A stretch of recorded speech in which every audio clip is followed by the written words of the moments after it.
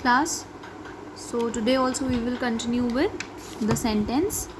Open page number 7 of your book. There is an exercise that you have to do. Let's see what we have to do in this exercise. Write end punctuation marks for all the sentences in each set and identify their kind. अब आपको 4 set दिए गए हैं और 4 set में 1 2 3 4 3 sentences दिए गए हैं. अब आपको सारे सेंटेंसेस रीड करने हैं, उनके आखिरी में सही पंक्चुएशन मार्क लगाना है और फिर बताना है कि ये किस टाइप के सेंटेंस हैं. ठीक. सो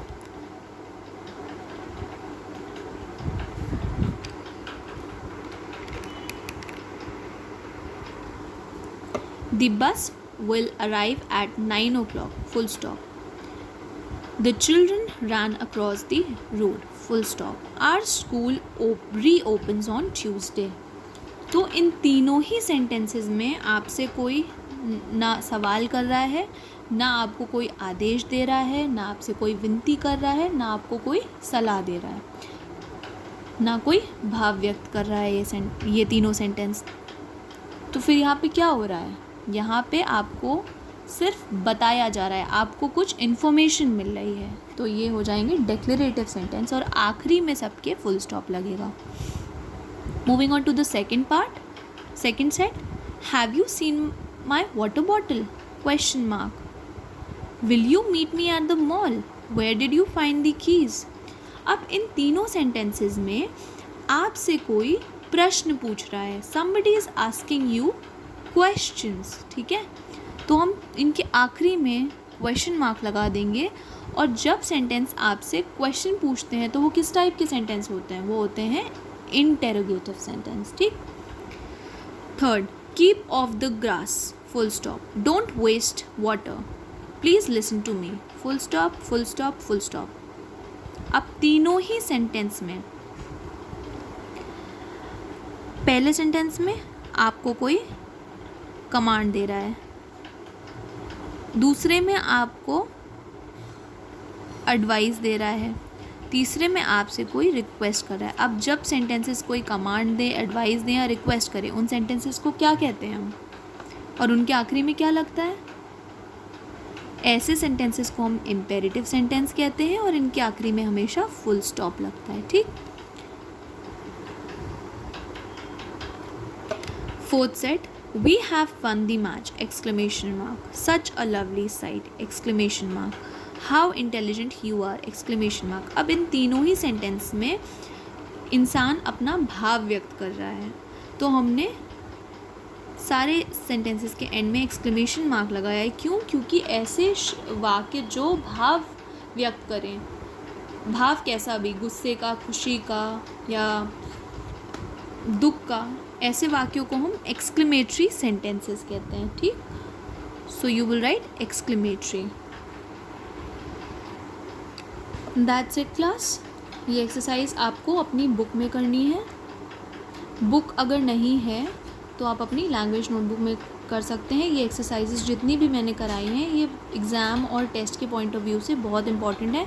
ये कहीं ना कहीं आपके पास नोट डाउन होनी चाहिए अगर बुक में नहीं है तो. इंग्लिश लैंग्वेज में मैं जितना भी काम करा रही हूँ, notebook and book both are important because each and every exercise you can't do in your notebook. तो बुक में कुछ एक्सरसाइज करेंगे, कुछ नोटबुक में करेंगे और सबका रिकॉर्ड आपके पास होना चाहिए. अब हम पढ़ते हैं next topic. Read the sentences. I do not like cricket. Rajan does not eat breakfast at 7 AM. I am not going to the fair. Rohit will not go to school today. These sentences have not in them. अब आप देख रहे हो ये 4 sentences हैं और इसमें not word highlighted है ना, अलग पेन से लिखा गया है, प्रिंटेड है. ठीक. तो ऐसा क्यों है? अब the reason is stated in the box. Sentences that has not in it is called negative sentences.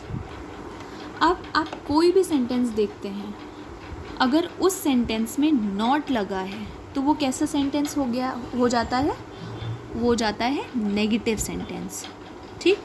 किसी भी सेंटेंस में अगर नॉट लगा है तो वो नेगेटिव सेंटेंस हो जाएगा।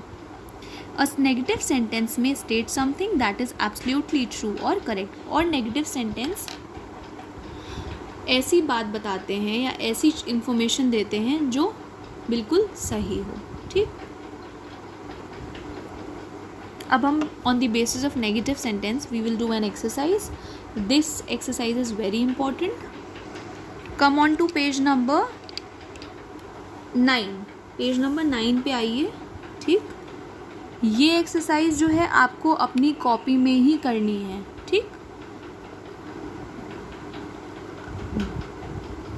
जिसके पास बुक है, अगर वो बुक में कर रहा है तो नहीं, आपको ये एक्सरसाइज अपनी नोटबुक में करनी है। बुक है या नहीं है इससे कोई मतलब नहीं है, ये नोटबुक में ही रहेगी एक्सरसाइज। ठीक, arrange these words to make negative sentences. अब आपको कुछ वर्ड्स दिए गए हैं और इन वर्ड्स को आपको नेगेटिव सेंटेंस बनाना है। और नेगेटिव सेंटेंस बनाने के लिए हमें क्या वर्ड चाहिए होता है? हमें वर्ड चाहिए होता है नॉट। ऑल्दो इन वर्ड्स में नॉट पहले ही मेंशन्ड है। ठीक है, आपको अपने आप नॉट नहीं लगाना है। ठीक, ये सेंटेंसेस हैं, ये जम्बल्ड फॉर्म में है। ठीक, सेंटेंसेस, ये एक्सरसाइज आपको कॉपी में करनी है। ये जम्बल्ड फॉर्म में मतलब ये प्रॉपर सीक्वेंस में नहीं है। हमें सबसे पहले इनको प्रॉपर सीक्वेंस में रखना है, फिर कैपिटल लेटर से स्टार्ट करना है और एंड सही पंक्चुएशन मार्क से एंड करना है। I admission new not school apply to for did. तो इस सेंटेंस से कुछ समझ में आ रहा है? नहीं, तो अब इस सेंटेंस को हम लोग प्रॉपर सीक्वेंस में रखते हैं। अगर इस सेंटेंस को हम ऐसे लिखें, I did not, not word आ गया ना, not apply for admission to a new school, full stop. तो ये क्या है? ये एक कंप्लीट नेगेटिव सेंटेंस बन जाएगा। ठीक, नॉट वर्ड आना ज़रूरी है इसमें। Second, for I was the prepared not test. अब ये वर्ड्स भी प्रॉपर सीक्वेंस में नहीं है, सही ऑर्डर में नहीं है, तो हम इनको सही ऑर्डर में रखते हैं। अब देखो कैसे रखते हैं। I was not prepared for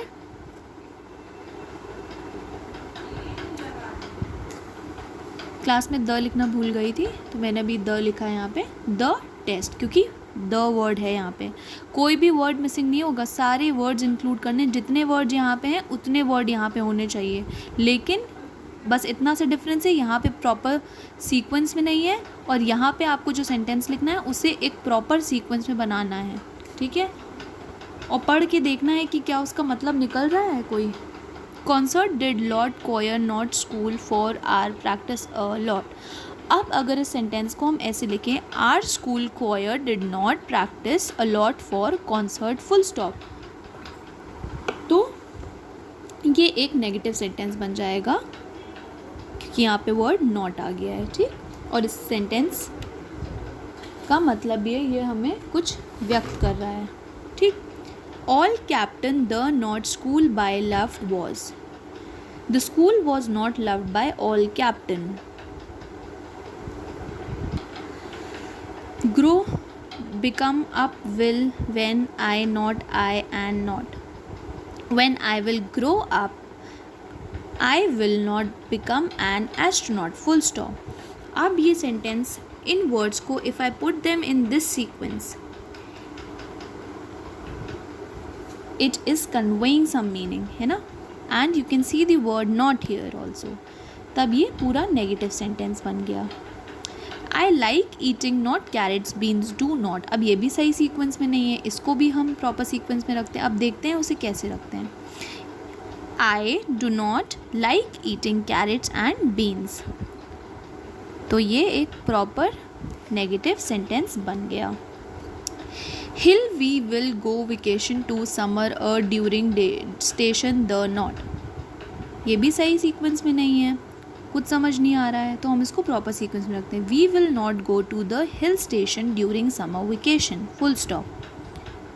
ठीक, for known I have here her years many not, I have not known her for many years, full stop. Not word आप देख रहे हो ना, नॉट वर्ड सब में आ गया, तो ये क्या बन गया, एक प्रॉपर नेगेटिव सेंटेंस बन गया। ठीक, तो ये एक्सरसाइज ऐसे ही करनी है, सिर्फ ये एक्सरसाइज करनी है। ये एक्सरसाइज जो है